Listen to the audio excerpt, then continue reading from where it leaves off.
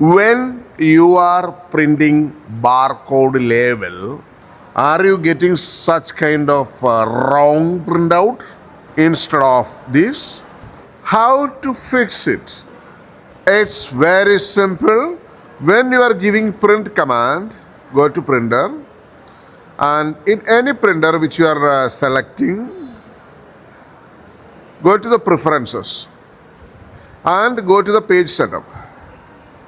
Go click on a new, and here you put the dimension, which dimension this sticker is. Now the sticker is 50 mm into 25 mm.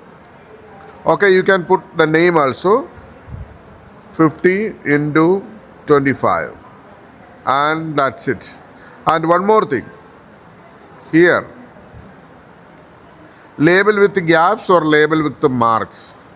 This one also give the different result.